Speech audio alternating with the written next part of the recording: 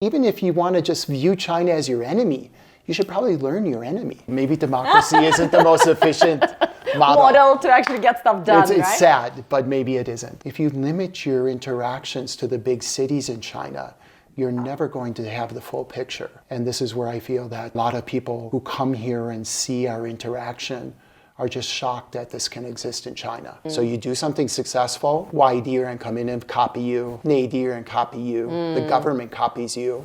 Even then.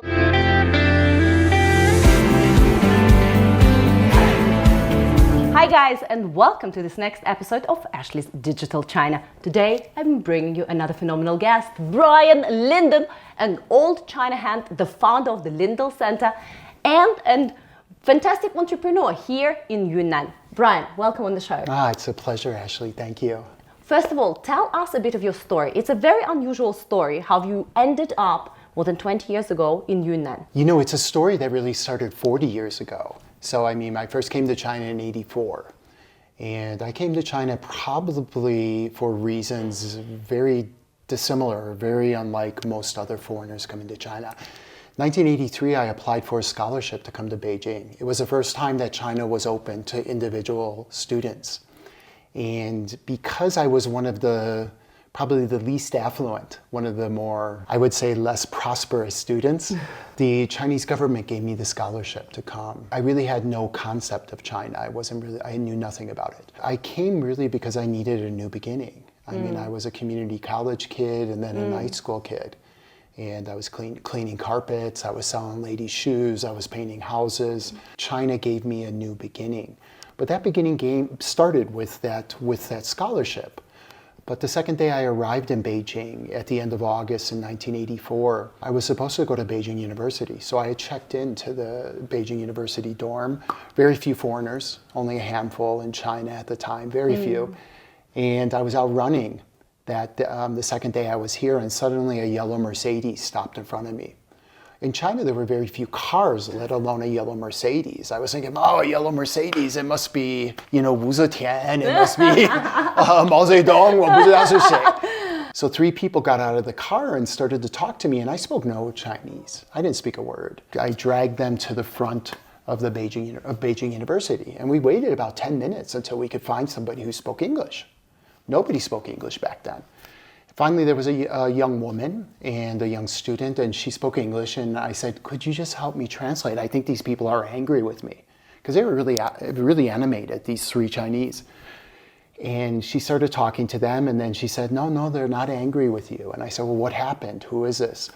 And they said, it's the head of the Beijing film studio. Ooh. And a famous director and an actress. I said, well, what do they want, And they said, they just got permission to make the first movie since 1949 to have a foreign leading actor.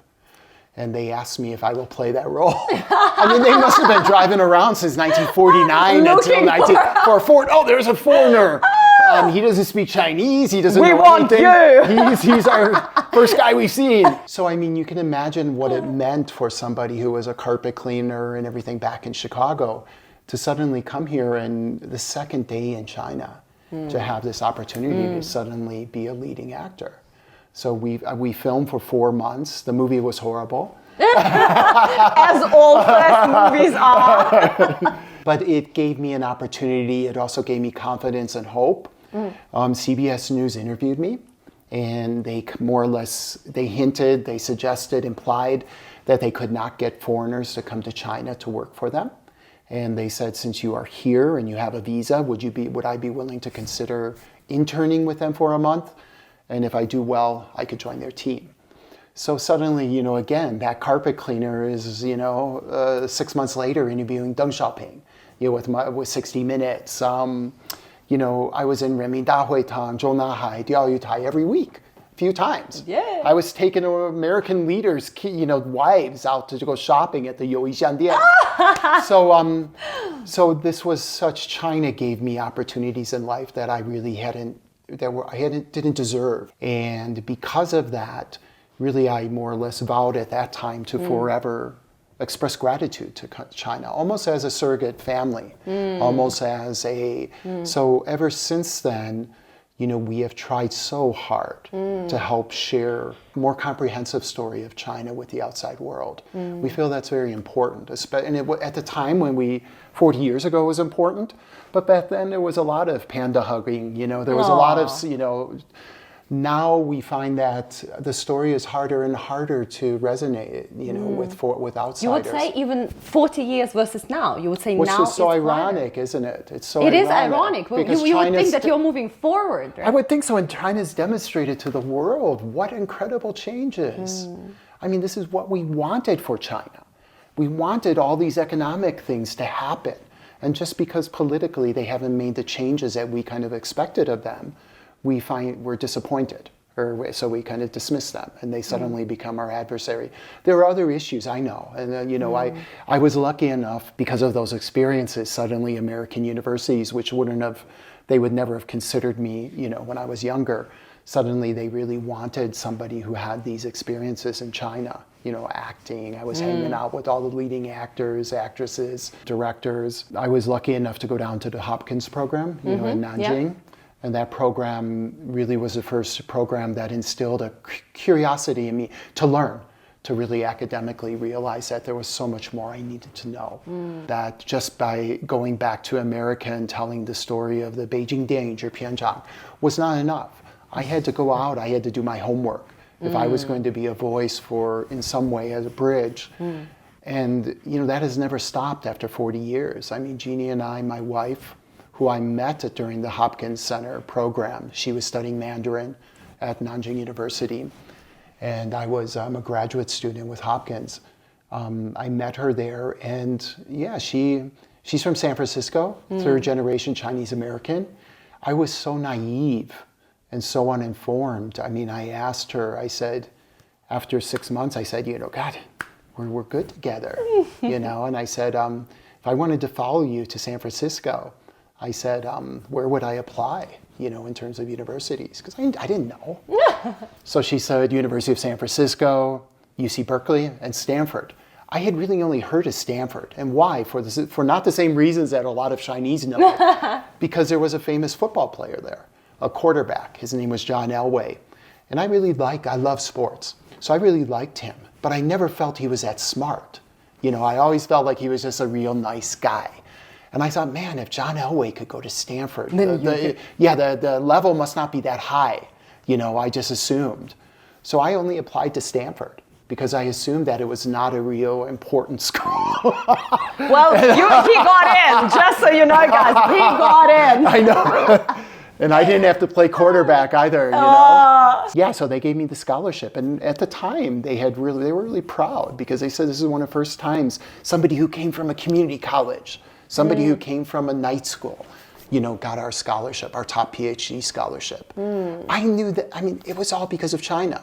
Just like if you're a wealthy kid from America and you're getting into Stanford, it's not because because of who you are. It's often because you've had all this wealth, all this preparation. When they're doing all their prep school stuff, I was working in a bar at 14. I was working 40 hours a week at 16. So Stanford, China allowed me to even the playing field, And I loved it because my playing field was even through hard work. It wasn't because my parents were wealthy. And this is something that I feel is really like a China dream. In fact, at Stanford in 1989, I gave a speech at Stanford. And it was called 一个美国人的中国梦. And Americans, so China, before 25 years before Xi Jinping, He must have been listening. Borrowing.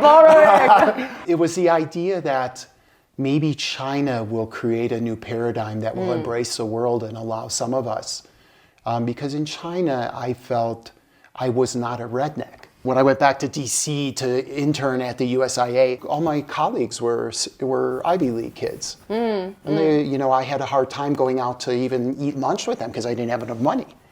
So suddenly China let me compete with them. And to be honest, I have been able to outdo all of them because I have so much more grit. And this is something that I feel is so important to telling the China story because it runs parallel with what I've experienced. China has achieved so much through grit. through the 1980s. I mean, there were people, we didn't know what to do. My Chinese friends, best friends, colleagues, suddenly it's like almost like what happened in Russia, in the early 90s. Suddenly everything's gone. Go out and make some money, guys. So many people, the 成语谋事头过河. Yeah. They didn't know what to do. Yeah. Everybody was just trying different things, just like I had to do. And I said, these people are cool. I didn't feel like I needed to share anything with them. In fact, what I felt is I needed to learn from there. I felt better. I felt like I could learn so much from them. And I feel that's been a little bit of the opposite of what a lot of the Western interaction with China is. We've been coming here and kind of telling them, this is how you should do it. Oh, you're not doing that right. Yeah, you're not. And I feel that in some ways, my story has been an exact opposite. I've become a better person because of China. I can't be the only one. I know that there must be so many people who have had similar experiences because of the hospitality and 包容性 inclusiveness of this country. This is the first site you just mentioned, 20 years. We've been in Yunnan for 20. So why Yunnan? Because we really wanted to create. After I left Stanford, I worked in 80 countries. And I've been to almost 110. And I just think my parents never left the country. My sister has never visited me, these kind of things. Up until today? Yeah. I would go around the world and I was so proud of China, almost like you're proud of a son, but it was the exact opposite because I'd been adopted in some ways by China. And I just found that nobody wanted to listen. The typical interaction I would have when I would be in South America and Africa and Central Europe would be, hey, my name is Brian Linden, I'm from Chicago. Oh, Chicago. And then I say, yeah, but I've been living in China for the last, 5 years. That's my new home. Scottie Pippen, Michael Jordan. And then I said, yeah, but do you know Kongzi? Do you know Mengzi? Dennis Rodman. 5,000 years history. Versus the Gongniu Dui. So I felt like they knew more about the Gongniu Dui than they knew about China. They knew more about the Chicago Bulls. And, I felt, I love sports and I love the Bulls. But man, I also love China. And I thought, how can you not know about a little bit about China? And so, I started to think about, what do we need to do? And this was the concept, back then I was thinking about ideas of soft power and how strong America's soft power was and how much we as Americans benefited from something that wasn't even accurate with we benefit because of Iron Man. We benefit because of LeBron James, because of Taylor Swift. That's not the reality of America. The reality was me. Selling ladies' shoes and washing cars and painting houses.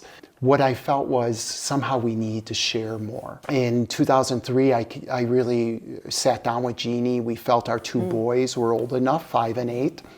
And we said, why don't we, this is something that we all are passionate about. Why don't we just give up our jobs? I was working in international education investment. We had saved almost $700,000. Can you imagine? My father never made more than $25,000, probably $30,000. And we said, let's go and let's take that money and let's go create a platform for diplomacy, people-to-people diplomacy.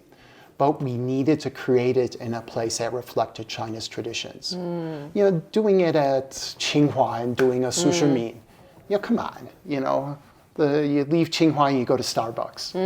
We wanted people to be challenged once they left the classroom, which is the same classroom at Tsinghua as it is at Stanford or Harvard or Novosibirsk or wherever. Right.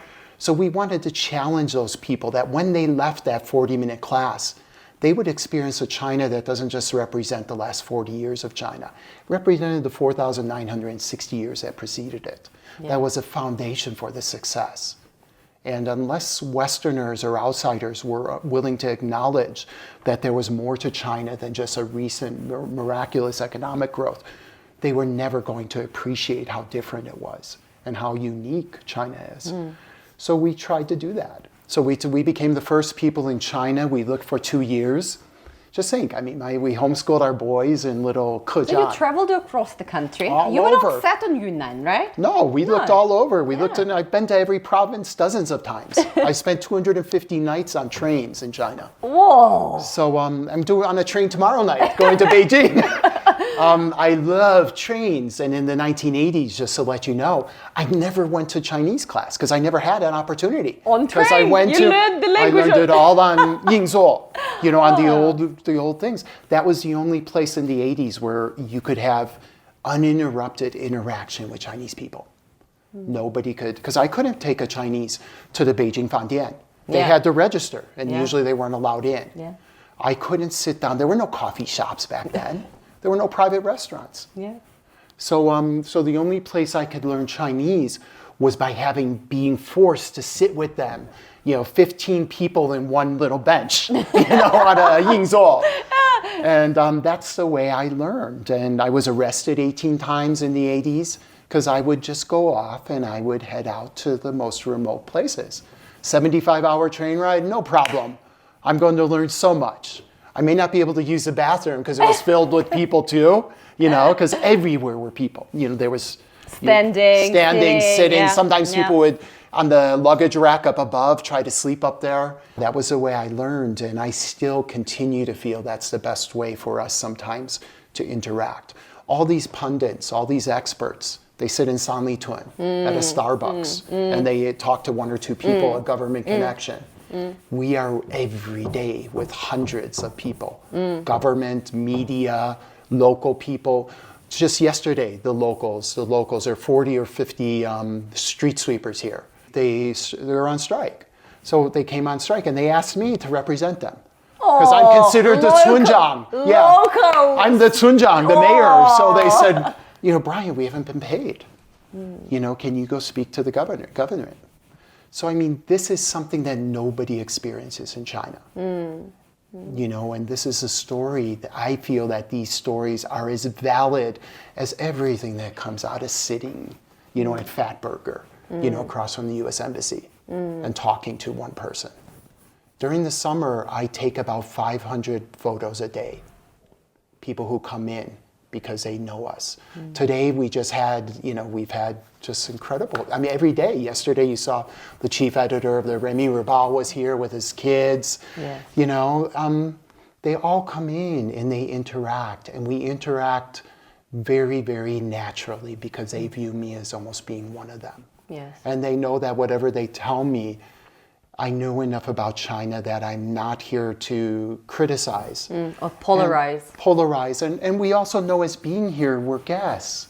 I never would be a guest anywhere. I would never go to Russia and start, bad-mouthing Russia. I've been in too many countries to know that doesn't work.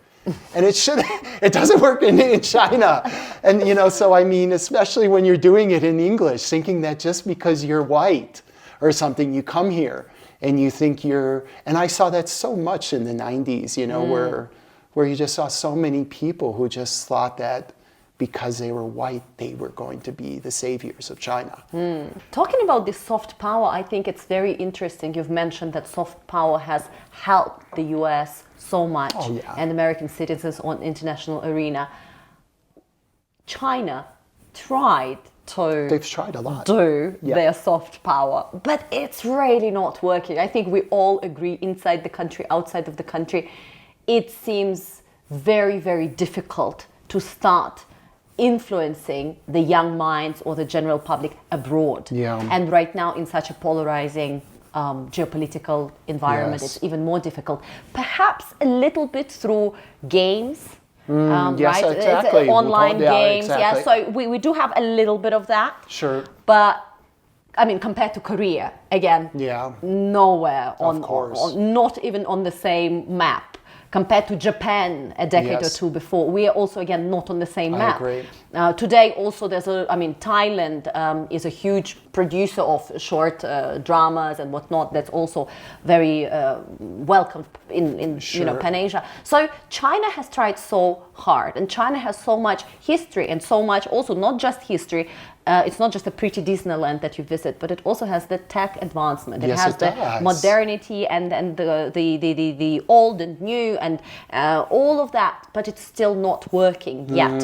Yeah. What do you think is happening? Why is it not working? I mean, yet? it's such a difficult question, I think, to answer, because I don't know as well. Obviously, we don't know. I believe China had the right idea in setting up the Kongzhi and the Confucian Institutes. I believe they were replicating the Goethe Institutes, they were replicating British Council, Alliance Francaise. You know, all these people, we've all done that. America has had the USIA doing that all around the world. You know, I mean, Voice of America and in Soviet Union. I mean, just think, I was in the Soviet Union. I took the Trans-Siberian twice in '82 and '84 when I was in Vladivostok then. So just think back then, there was no way I was isolated when I came to the Soviet Union. Nobody would even talk to me because we were just off limits. I mean, it was so closed. I just feel, China should be known as being so cool. I mean, it is such an incredible change. The world has never seen this kind of change, economic change. But please, it's not just economic, it's social.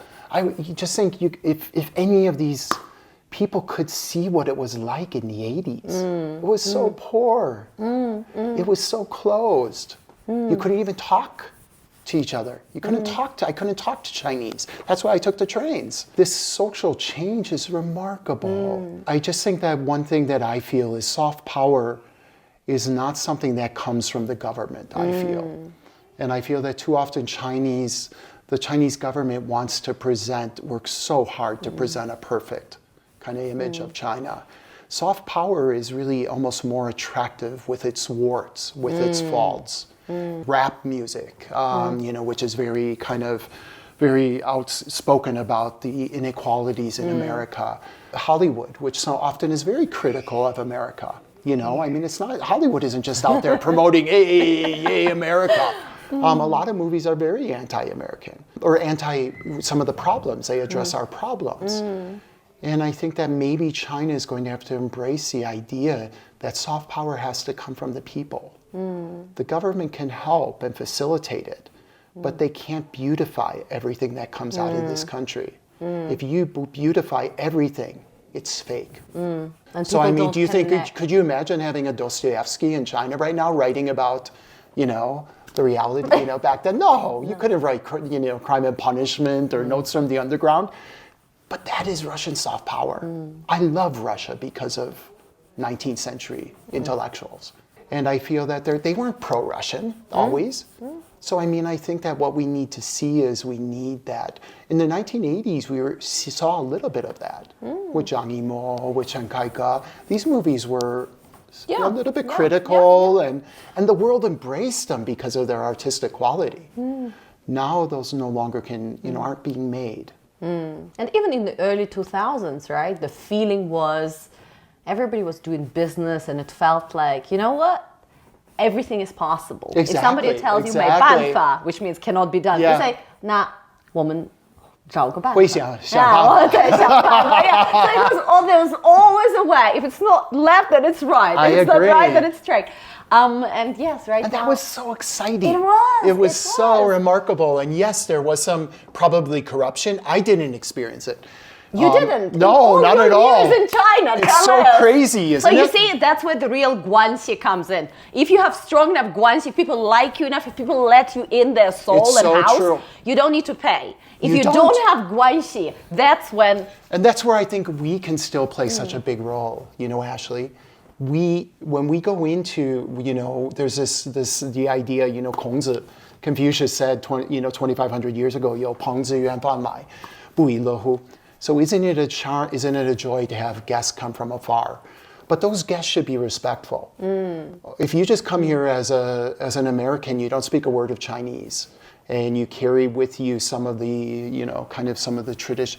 America is wonderful, and I really admire the values I don't always feel they're enacted so well, implemented so well, but I do believe the values are really something we all should aspire to. But I do believe that, when we come here, you and I, to any Chinese person, have already gone beyond. They've seen how much we've learned about the culture. We can talk about Wang Yangming, we can talk about Han Feizi, we can talk about Shen Zongwen or Liu Xun, and they know it, but we know the history. We can tell them every emperor of the Ming Dynasty.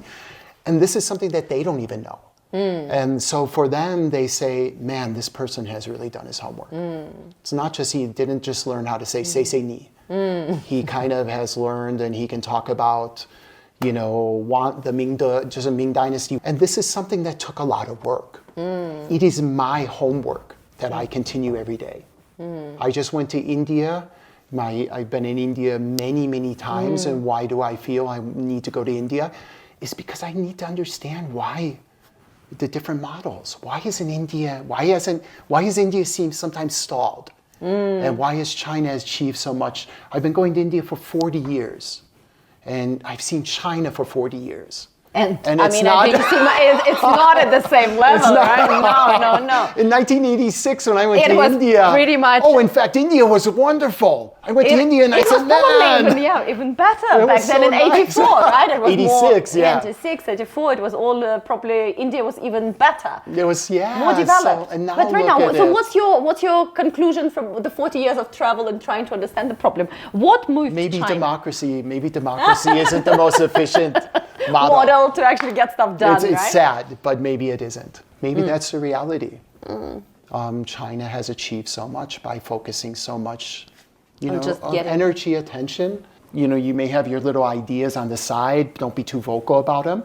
But we're going to make sure we're going in the same direction. In America, we take pride in being on the edges, and we feel everybody should listen to us. But then all those people in the middle, sometimes they feel like, hey, nobody's listening to us. So, we're not achieving anything. So I feel that maybe it's just that concept China has, and being a meritocracy, these leaders. Can you tell me, what American leader has really had the same kind of training that someone like Xi Jinping has? Just constantly being challenged at different levels. There's something to that. There's something he built up. He earned in some ways. And some people will say, well, maybe because his father, and everything. Yeah. But man, he still had to deliver. If he had failed, he wouldn't be there. If he didn't do something, it's not, China is based on success for these leaders. I know them because I know all of these guys. And they face challenges. And they're not going to go anywhere if they don't achieve something. So in some ways, I feel that's fairly good. It's not a popularity contest like in America. So maybe I hope in America, I just don't know what you do when a country is founded on the idea of, everyone having a vote. At least it was founded that way, and now it's so. But I don't know. Ashley, you know the Chinese people so well. Most of my friends are quite content. Absolutely, majority have seen what the country, again, remember the way country has been 30, 40 years ago. They've seen how fast it has improved, and my best barometer is in any big city, small city, you just sit in the basic Didi, not the Haohua Didi. You just get into the basic Didi and you speak with the driver. Yeah, the drivers. Or here you get into one of those tricycles and you speak with the Sanluncha, driver. yeah, and you just chat with them, just like you said, on the train. And you just chat with them and say, hey, how's everything going? Is it getting better or worse? Yes. Yeah, what's your life story? And just yesterday we were traveling from the ancient town and the guy told us, I'm like 65, driving this tricycle here, and it's gotten better. 40 years ago there was no roads, no local tourists, no foreign tourists. There was no way to make money. No way. Everything was falling apart, and right now, right now he sits there. He's got his little WeChat Pay hanging. Yeah, exactly. And he's Isn't it amazing? A proud business owner, and it's wonderful. It's so nice. It's really nice. I just wish the outside world could see that, Ashley. It's not a political. When I've had some people, when I go back and talk to the States, they think you're brainwashed. And come on, guys, come on, I think more than anyone, let's say some business, let's say Western businesses, outside business, foreign businessmen. in some ways they could be a little brainwashed because they're here for money. They're here to make money. They're not here because they love China or anything. They're mercenaries. They're here, they're going to make money, and if they get a better job offer, they're going to move to Tokyo. So, I mean, who understands China but those who have, come on, I've invested over $1 million here. Yeah. I've invested much more if you consider how I take the profit and keep investing. I employ a few hundred people. I've been the only one in China to take over a national heritage site and do this. I've had to balance so much that, potential anger. And I think that I have only had positive experiences.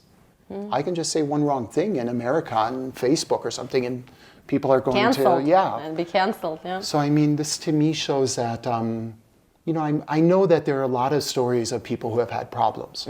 And I hope that never happens to me because it would really hurt me emotionally. It would not hurt me, I wouldn't mind it, but it's just more emotionally. I have too much emotional investment here.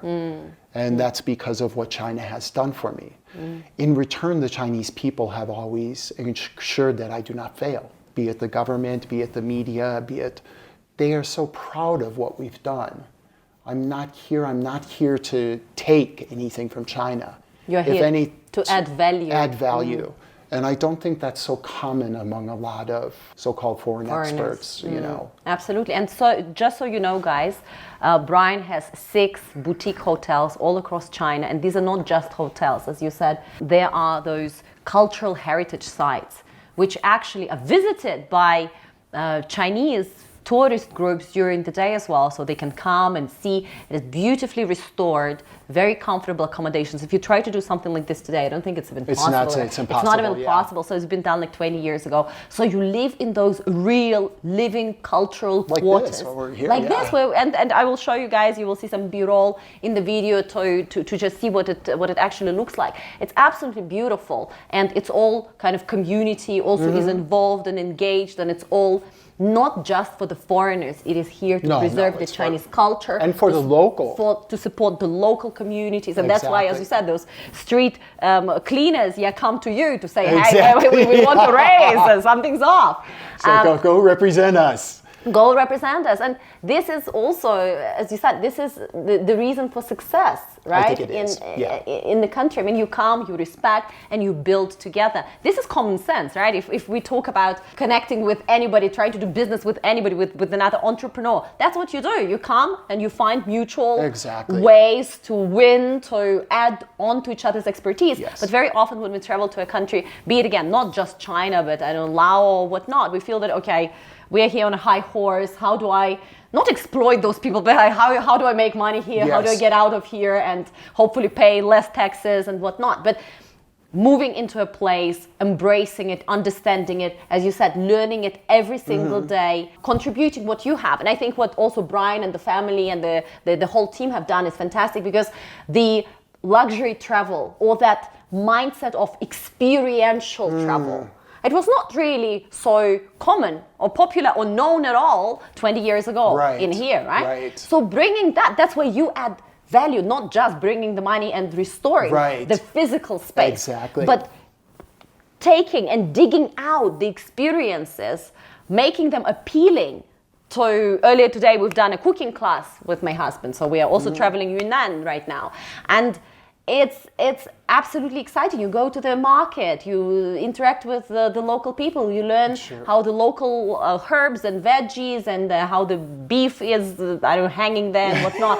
You learn, you see, you breathe. Then there's a local chef that teaches you binational minority cuisine. It's beautiful. Yeah. So taking some of these experiences, making them cultural, bringing foreigners, but also bringing Chinese, that is why you become such a important part of this whole community. Exactly. And we really wanted, please remember that in many ways our hotel is really a social enterprise. We needed a place for people to come and stay. Yeah. But it was really more for those cultural reasons and programming and different things, and then also to reach out to the communities. So in the communities, we do volunteer libraries, education centers. I have a museum up on the mountain that focuses on the traditional beliefs of the local people. We did it all ourselves. I do some microfinance with local people to help them. where the money is not as important as our guidance with them. Yeah. We have interns from around the world constantly here, so I give them some of the challenges. So if I have an intern from Princeton or from Nankai or wherever, sometimes if I feel that somebody could benefit from this, like one of the locals, in terms of they're trying to, how do we take our agricultural product to a bigger market? I'll assign that to that intern, and they'll work on that. So we have the luxury of bringing in talent to these areas where they need talent more than they need money.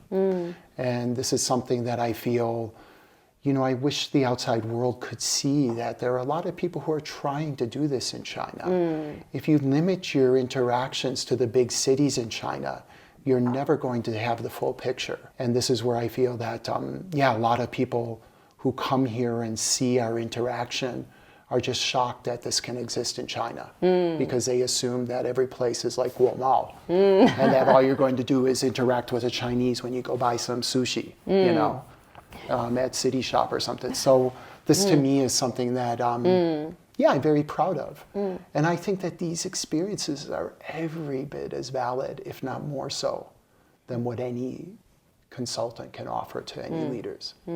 So what kind of programs, what kind of education do you think can, businesses, organizations, I know you've recently hosted UN here just before our arrival, but what kind of education, what kind of programs, what can people really learn in this part of the country? Well, it depends on the timing. For the UN, we did team building, and it was the idea of challenging them because, again, many of them are urban, they've been raised in an urban environment, the Chinese and the foreigners, and their experiences their office is Beijing. So to allow them to come and see the reality of other parts of China and our interaction and our attempts to help. Because often I've worked with NGOs before around the world, and often we spend 95% of our time looking for money and only 5% really doing what we wanted to do that brought us to that NGO in the beginning.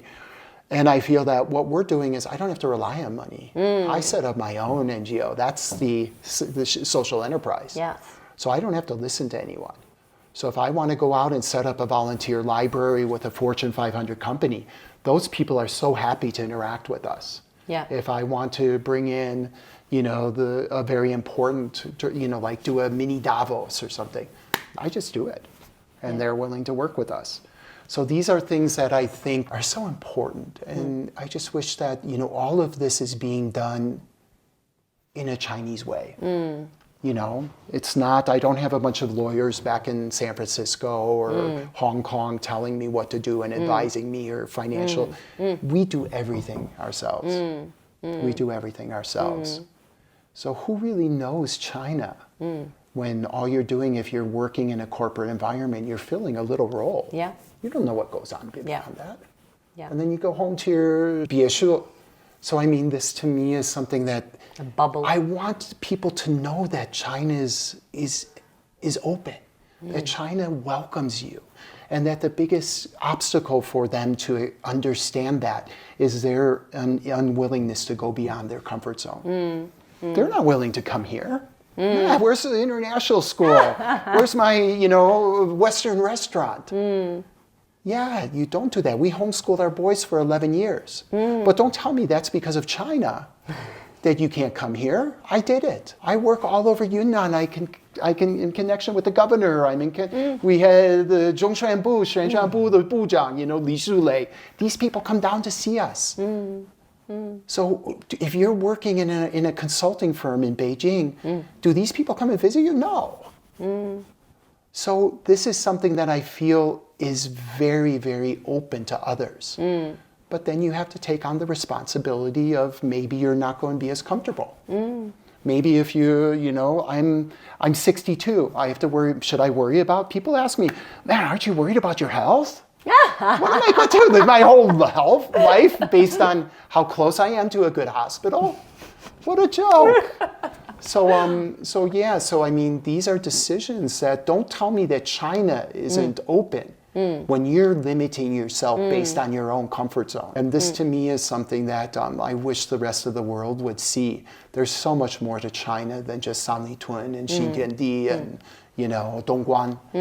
And everyone could experience it and come do this.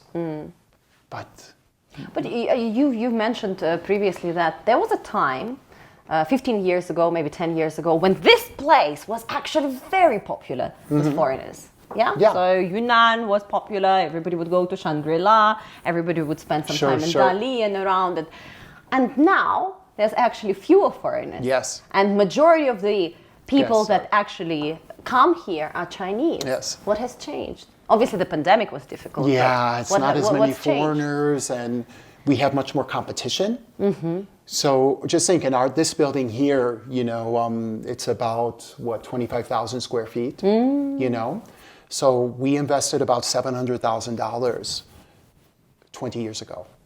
The average daily income for our workers, I worked only with the local people. I hired about 100. I was paying about 42 renminbi a day. So back then the average... That's a lot of money for, 20 years ago for local workers. I gave them more money. And everybody got angry with me in the village because I thought it was a way of, I thought, man, I'm coming in here and going, thank these guys. They're going to love me. And unfortunately, it wasn't the smartest thing to do because it skewed the pay scale. But it also, the locals really appreciated it because they knew then that maybe I was looking for more cooperation with them than just monetizing everything. This took that much money back then. That would be about 2,000 won right now. I can build a cement hotel here that can compete with me for 100 won, renminbi. So it's really hard to compete right now. The Chinese have a term 内卷, right? What we see is just this whole idea of everybody just copies. So you do something successful, and come in and copy you, 内地人 copy you, the government copies you. Even that. Oh yeah, that's what's so crazy. The government is so proud of you, That they come and copy. So that's the challenge in China, and I feel that's going to drive down the quality all the time because you can't compete then. And we used to have 80 staff in the village. Now it's down to 60. We can't do it. So this is something that's really difficult in China. We're lucky because we do have a little bit of brand recognition, and people are willing to come, not necessarily for the bedroom experience, but also for the general meeting with us, interacting with the my community. Team, the community. And that's hard for others to copy. So that's always been our strength, and that's what governments around the country, we have 10 projects. So that's what governments want from us. They don't want just a brand. China has so many hotel brands, and China does hotels so well, the hardware. But the software lags a little bit, especially when you do a cultural. I find that it isn't so genuine. They're almost using that soft power model. It's very mass market. Yeah, it's very, even speaking with some of the local drivers, they say, oh, how long are you in Xizhou for? 3 days? No need. 1 day, you go to the market. The next day, I take you here. I take you to Shangri-La. I was like, wait a second, isn't that a 6-hour ride? No problem. Shangri-La, 1 night. Then we go down, Lijiang. I was like, why? Exactly. What kind of experience is this? Exactly.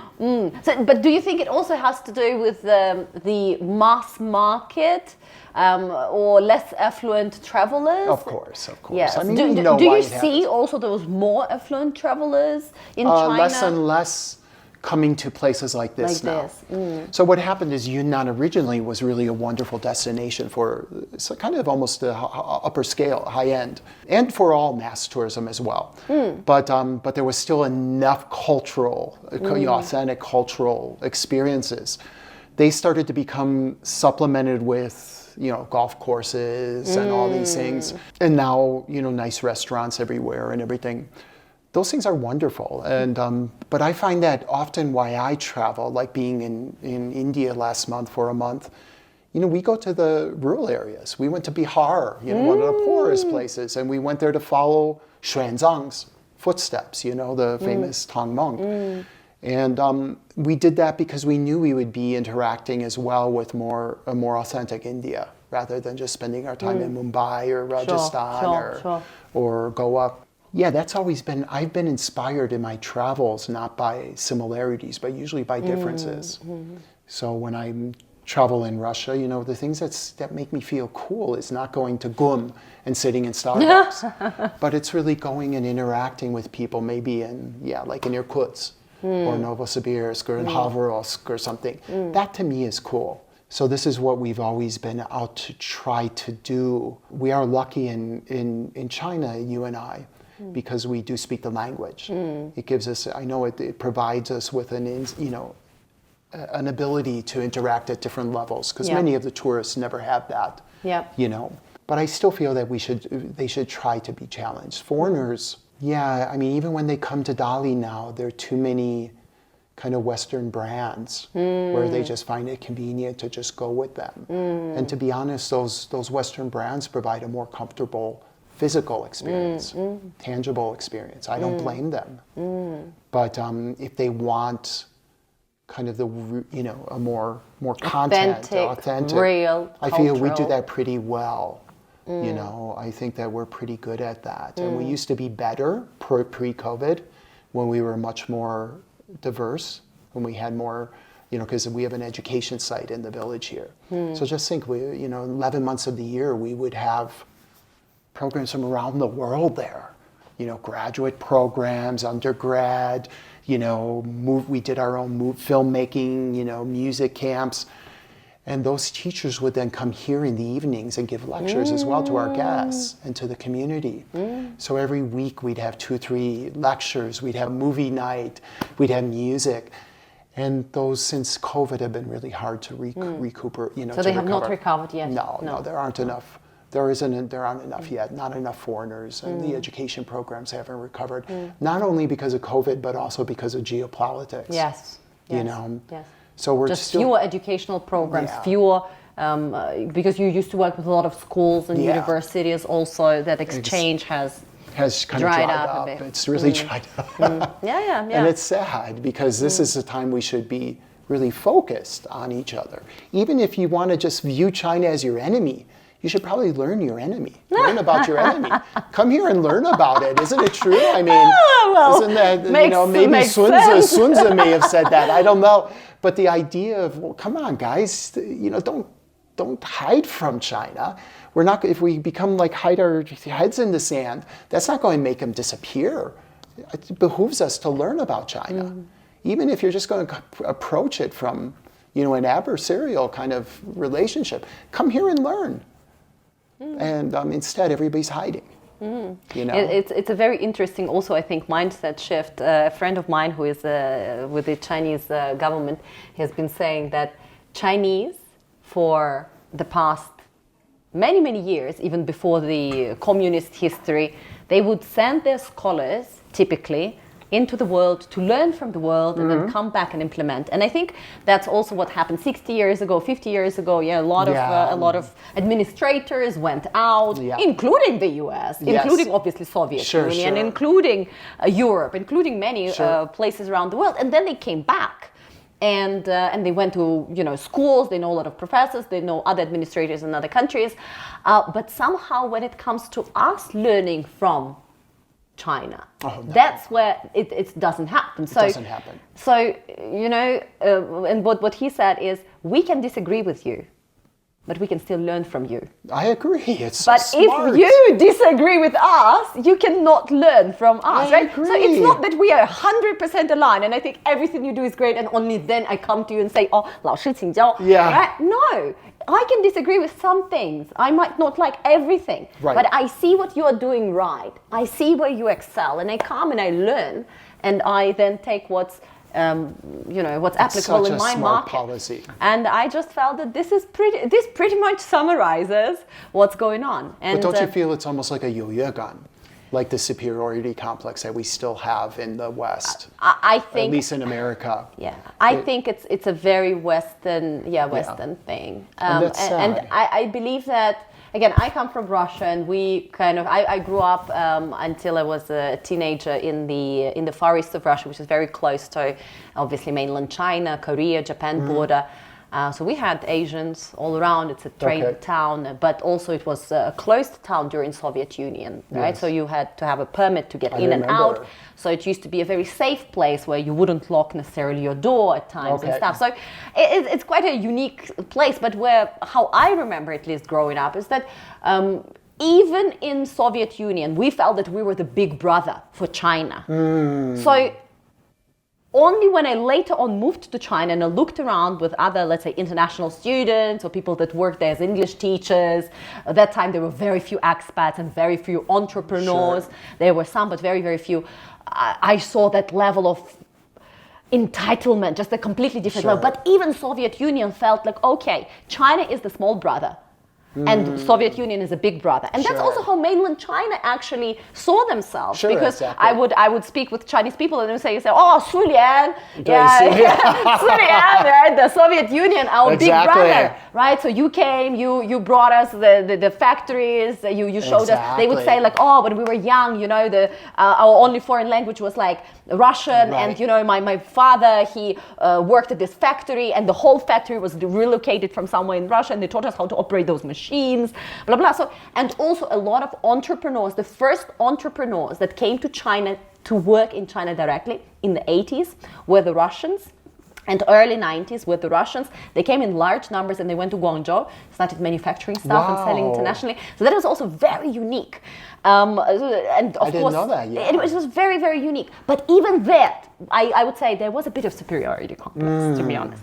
But the level that the West brought, and I think Europe, depending on which European country, might be a bit more, might be a bit less, but the US definitely came, a lot of American international students within my circle, they were like, yeah, like we definitely know how it needs to be done, and this is not how it needs to be done.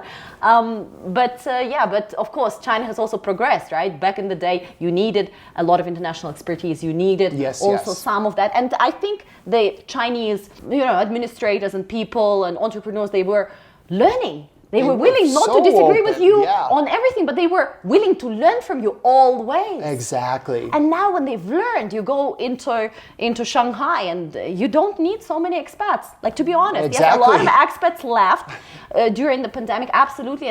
But today there's so many challenges for them to even find a job, even if you wanted to find a job in China, because you're not competing amongst other foreigners. You're competing with local talent, and they're so talented, and they are talented, and there are a lot of people that are willing to work harder. Yes, they have this grit, money, usually less salary, and all that helps. So absolutely, has China changed? Absolutely. Yes. Is it more difficult to right now come here and and try to outcompete versus 40 years ago or 20 years ago? I believe it is more difficult because the standards are also higher. I agree. Yeah, I agree. So we do see the number of foreign visitors has dropped dramatically. And do you believe there will be a comeback, a return? I do believe someday, but I don't know when. To be honest, Ashley, we haven't seen that. The visa-free thing has really helped. It's been nice, but we're located so far away from the main tourist centers. So, when you had 15 days, Yunnan is pretty far away, unless you're just coming to be in Yunnan and Sichuan. So if they're coming and they're going to Xi'an and Suzhou and Hangzhou and Beijing, they don't have time to come down here. So we didn't really see that big of a boost at all. But we'll keep trying, and the Chinese community has made up for it. And our sites, we've adopted kind of... adapted our model now to the Chinese market. So our future sites, we are making more Chinese friendly in terms of comfort. And what do you mean by Chinese? Well, just a little more comfort. Because see, the idea of coming to an old building, there's a curiosity among us as foreigners. We're willing to put up with some of the sound, the guyin and all these things that are hard, because we feel, man, this is China. We're here. Chinese are China, they know China.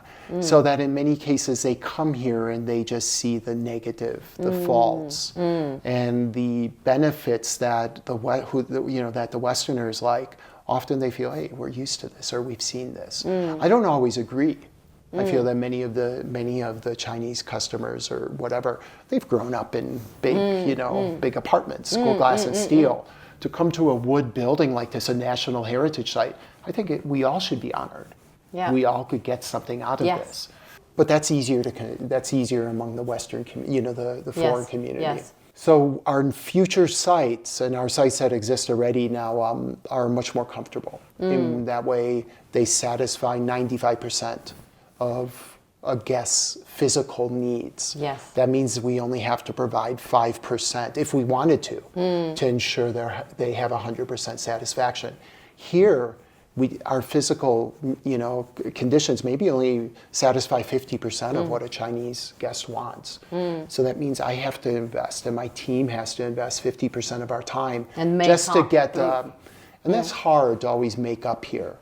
So that's why we're very direct with governments now. We're doing a project in Eastern Yunnan, the restoration of an old stone village on a mountaintop, and that's going to be for long-term stays. But we told the government that we have to now build to, Beishangguan standards. For that standard. We are not going to change our social mission, but we have to provide you as a social enterprise with a viable business model. I don't necessarily want to cater solely to them, but I also know I'll never be able to do anything socially, without any revenue. So now we've adapted our model, and it's done well. I mean, our sites in Shangri-La, Shaxi, we have 5 projects now in Tiger Leaping Gorge everywhere, and those projects are invested by the government, and they all will be able to satisfy almost any high-end traveler. When we can satisfy high-end travelers, my 无产阶级, my proletariat self can be satisfied with it too, I'm sure. You know what I mean? So I'm just trying to make sure that I can satisfy, the needs of the top. Yes. I don't have to price it like that, but I can ensure that those people, when they come, won't be a challenge for us to satisfy. Yeah.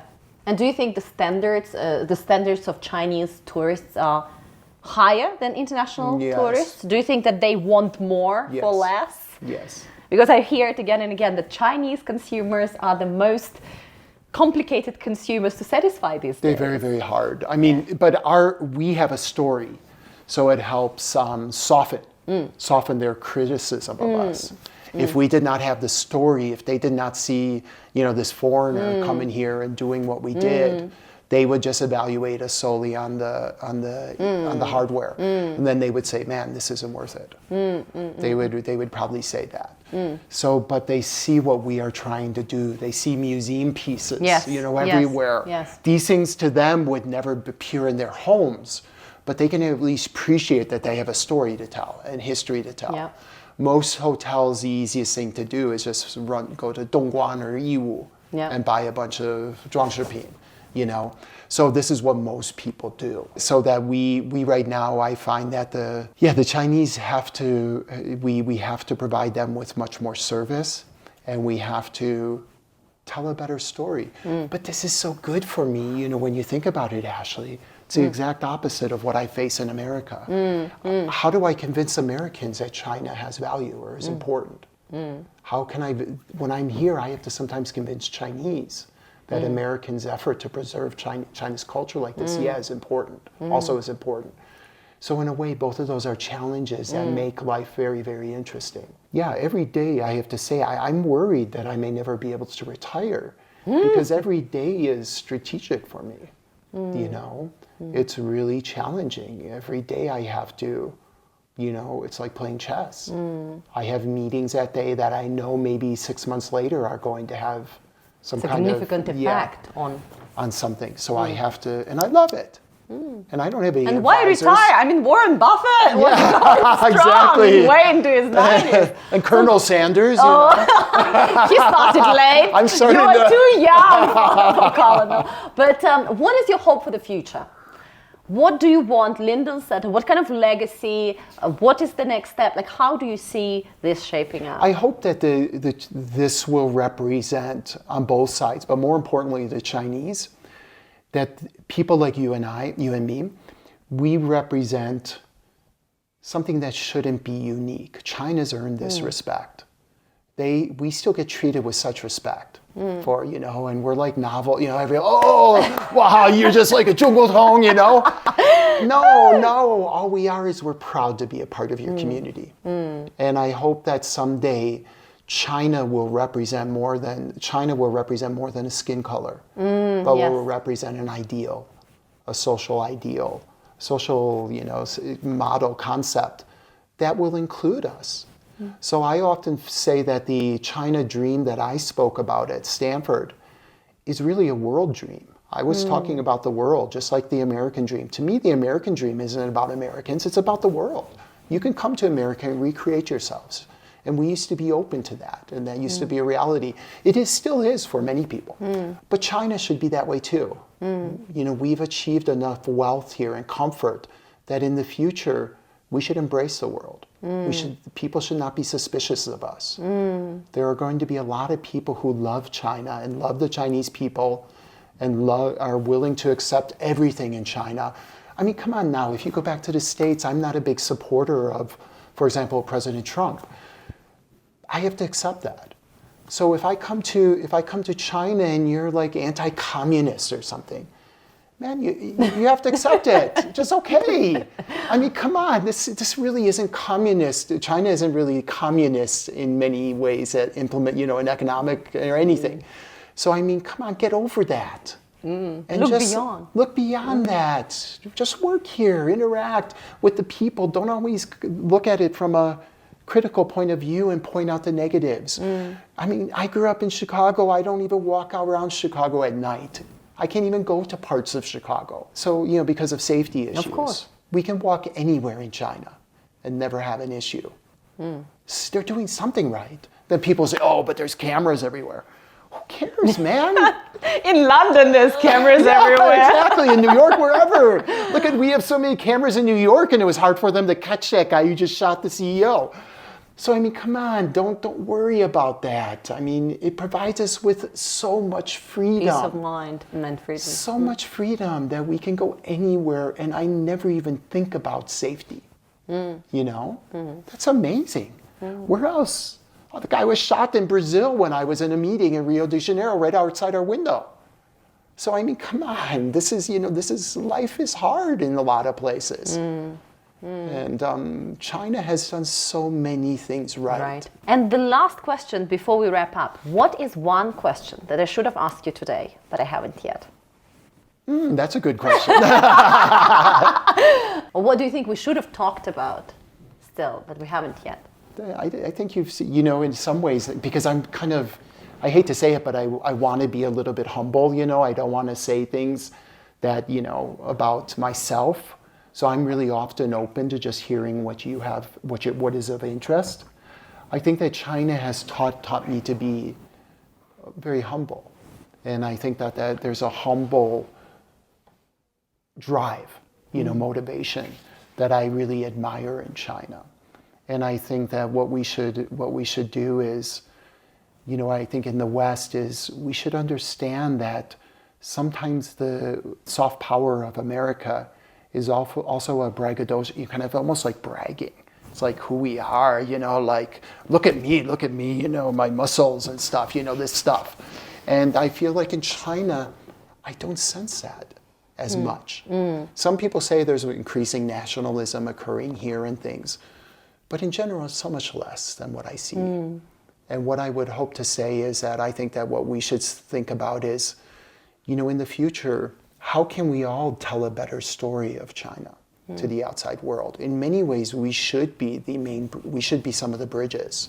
And I feel that so many of the Westerners who have come to China in the past have limited their movement and their curiosity to just cater to their own needs as a family and to their comforts, that they aren't really good storytellers of China. What are they going to do if they spent their whole time in Shuyi and Sanlitun?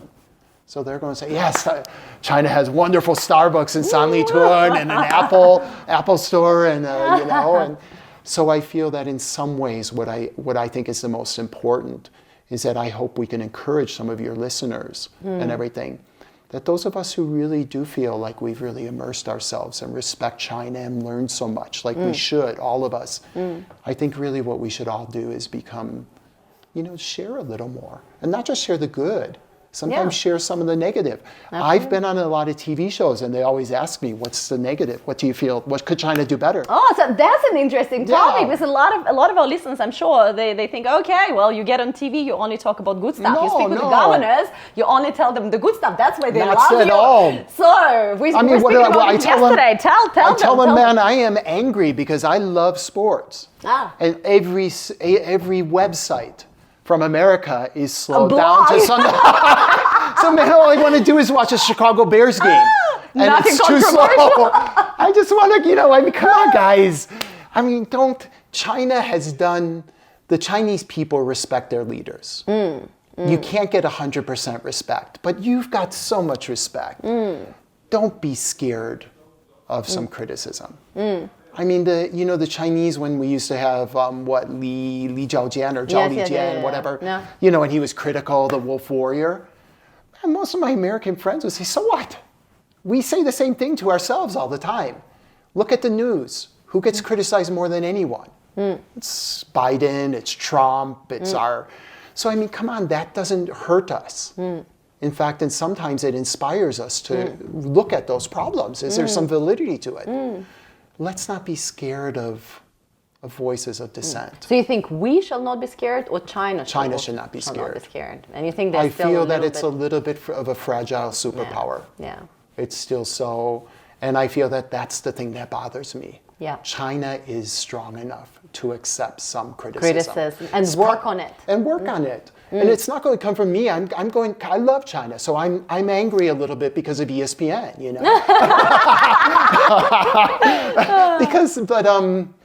But yeah, this is something that I would say, man, we're strong enough. We're strong enough. Give us your best shot, guys. Give us your best shot. And on this note, Brian, cheers. Thank you so very much. Thank you so very much for today. Fantastic episode. We were here today with Brian Linden. Do check out their Linden centers all across Yunnan, and not only Yunnan, I think there's one in Suzhou as well. So if you're not far from Shanghai, just a quick 2-hour train ride will bring you there. Do check it out. Brian is also on LinkedIn. You can connect with him there. Thank you. He is such a community leader and a force of nature, and old China hand, and as you can see, a true bridge between China and the world. Cheers, guys, and stay. Cheers, guys. Thank you.